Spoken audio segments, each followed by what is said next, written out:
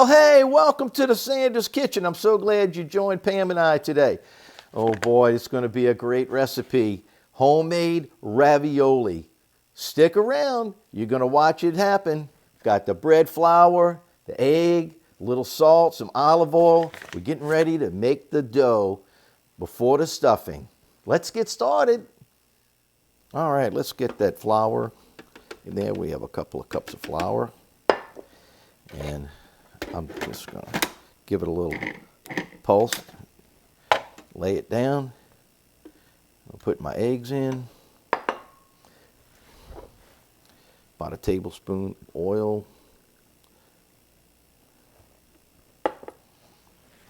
Pinch of salt. Half a teaspoon is what that was. And let's rock and roll.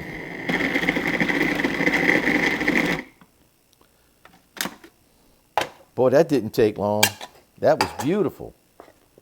Okay, so I added 2 tablespoons of flour and I put it back in the food processor, and then it came out really nice. So if it's a little dry, you might have to drizzle on a little bit of water. If it's a little sticky, just add a little bit of flour. Okay, now I'm just kneading this for several minutes. I'm going to let it rest for about a half hour. Then at that point, we'll get ready to make our sauce. I can't even do this and talk at the same time. Oh, this ravioli filling is going to be good. We're going to start off by putting in some olive oil into a preheated skillet. I'll put in my onions.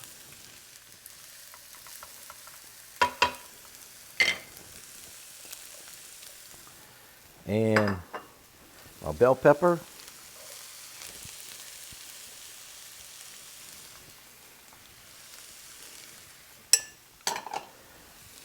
I have some fresh parsley. Put it all in. And some garlic. If you don't like garlic, poor thing. But I use fresh garlic because I find that fresh garlic has a much stronger garlic flavor than the minced that you buy in a bottle. So, yeah, I've tried it both ways. I like the fresh. All right, the onions, bell pepper, and garlic are sauteing nicely.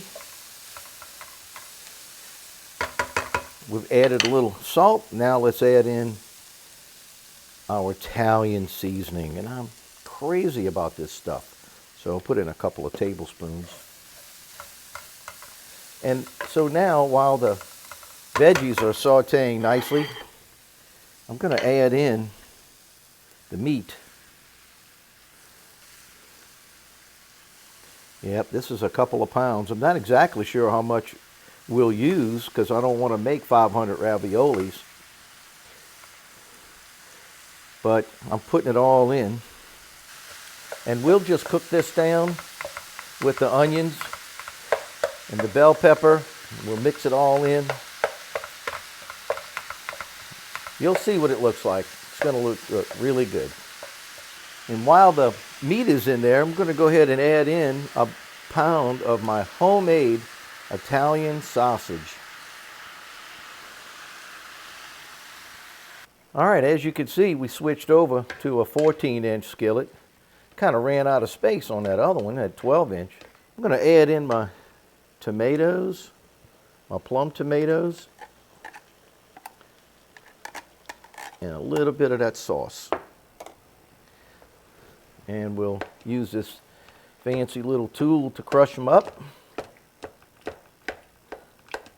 because I didn't feel like getting my hands dirty.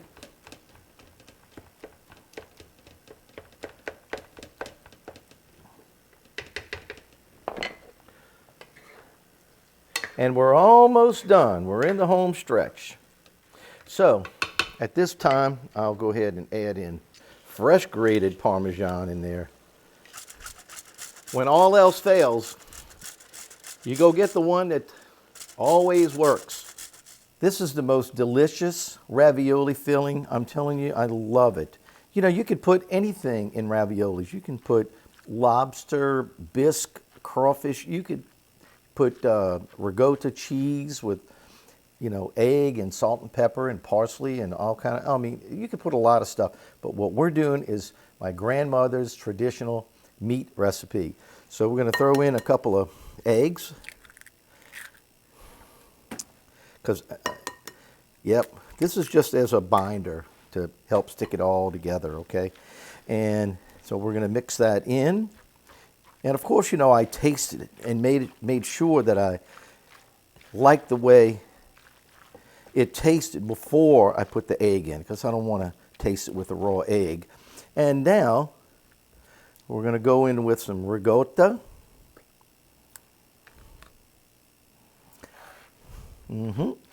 Mix all of that in good. Let me get all of this mixed in good before we come back and start putting our raviolis together. See you in a few minutes. I want to tighten this up a little bit. I'm going to put in a whole cup of Italian breadcrumb. I already put in a half a cup, and I knew it was going to take a half a cup more. But I just wanted to tighten it up a little bit. We have everything mixed in. It's nice and cool. Let's get with making raviolis. Well, the first thing we're going to do is take our dough out. You just roll that flour out so that you can kind of figure out about how many pieces you want to get. So I'll just cut it in half, and then this one I'll cut in, maybe I'll cut it in half again, like that. And we'll go with it like that. And I'm going to wrap up these two pieces so they don't dry out. So what I'll do is give it a smash with my hands and a little flour, and we're going to roll it out like this. Now I do have a really nice machine that can do this, but I'm not using it because Grandma never had one. So I'm doing it by hand. Okay. What you want to do is get this flat, kind of thin, you know, actually. Alrighty. Rolling it out until I can get it fairly thin. It's nice and thin. Yeah, that's just how I like it. So I'm going to come over here. And Grandma didn't have one of these little fancy egg cookers, so she probably used a old can or a glass, you know, a jar or something. But that's it. And then you just come over here and take a nice spoonful of your meat sauce. Put it on there. Kind of roll it over. Take your little raw egg. Oh, I got this one packed in there good, y'all. Probably put a little bit too much meat on that one. We'll give it a little squeeze. I don't know if you can see that. And you come down with your fork. And then back in the flour. Give it a little dusting. And you put it on you go put it on your bed sheet or wherever you can. I think Grandma she had a sheet laid out on the bed, and that's what she put them on. We made 29 raviolis, but I want to tell you, I cheated. Pam and I got in here and worked together, and I used my KitchenAid. It works great. And look, my grandma would have used this if she'd had one. She wasn't stupid, okay? She just did. Well, she was a poor person and didn't have enough money to buy the thing. But anyway, I don't even think they made them back then. They probably didn't have KitchenAid.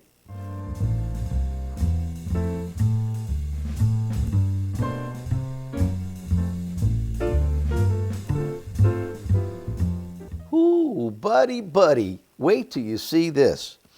Raviolis are made and they dried out for a while. We dusted them with some flour and, you know, just to keep them from getting sticky. So now, water's boiling and we're just going to drop them in. So the question is how long do you leave them in? Well, until they float. And they're not really going to be boiling that long. I bet maybe within 2 minutes, they're going to be floating. I see one almost there now. I'm going to turn the fire off, and these babies are coming out of here. Now we'll take this wonderful marinara sauce, and we'll just ladle it right over those raviolis. Look how good that looks. I'm going to take some fresh grated Parmesan cheese and sprinkle it on top. What a great dish. Oh, I love raviolis. Let's give it a taste.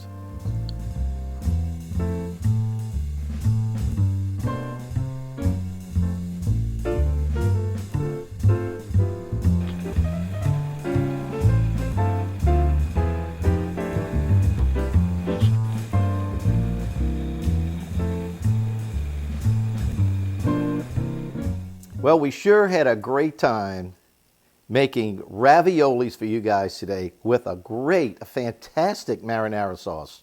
I hope you give this video a try. It is wonderful. So if you like our videos, please give it a thumbs up, subscribe, hit the notification bell. That way you'll know when we come out with our videos as soon as they happen. Please share our videos with your friends and family. That'll help us out tremendously. Anyway, we hope you have a great day. Thank you for coming and being a part of the Sanders Kitchen, and God bless you. I'll go ahead and add in some fresh grated Parmesan cheese. Let's try that again. What in the world is wrong with this stupid thing? The whole thing keeps wanting to come up.